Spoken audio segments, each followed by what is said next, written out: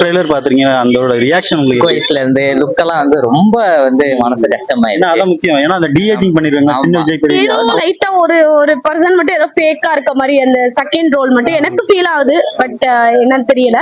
But dual role அப்படிங்கறதே ஏதாவது ஸ்டோரியில நல்லா இருக்கும் அப்படின்னு நான் எக்ஸ்பெக்ட் பண்றேன். அந்த அளவு வந்து ட்ரெய்லர் அவ்வளவு சாட்டிஸ்ஃபை பண்ணல. ஆனா வந்து எங்க டேரக்டர் மேல வந்து ஒரு அபாரமான நம்பிக்கை இருக்கு. ஆக்சுவலி ரொம்ப எக்ஸைட்டடா இருந்தேன் கோட் ட்ரெய்லர் ரிலீஸ் பண்ணாங்க அப்படின்னு. பட் வந்து எனக்கு என்னமோ லைட்டா அந்த லியோவோட டோன், அதுக்கப்புறம் அந்த ஸ்குவாட் அதெல்லாம் வந்து கொஞ்சம் விக்ரமோட டோன் இதெல்லாம் கலந்து வர மாதிரி இருக்குது எனக்கு. அவர் படம் எல்லாம் மோஸ்ட்லி மாநாடு, மங்காத்தா எல்லாமே சூப்பரா எடுத்துருவாரு. ஆனா இதுல ஏதோ லைட்டா சொதப்புற மாதிரி இருக்கு. நான் வந்து பெருசா நம்புறது வெங்கட் பிரபுவை தான். எப்படியாவது கொண்டு வந்துருக்காரு அப்படின்னு கொஞ்சம் நஞ்ச நம்பிக்கை அவர் மேலதான் இருக்கு.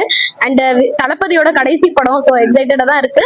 மியூசிக்லாம் எப்படி ப்ளே பண்ணிருக்கு, அவங்களோட சிஸ்டரோட ஏஐ வாய்ஸ் வச்சு ஒரு சாங் பண்ணி அது எனக்கு ரொம்ப பர்சனலா பிடிச்சிச்சு. எமோஷனலாவும் இதுவாகவும் பிடிச்சிருச்சு.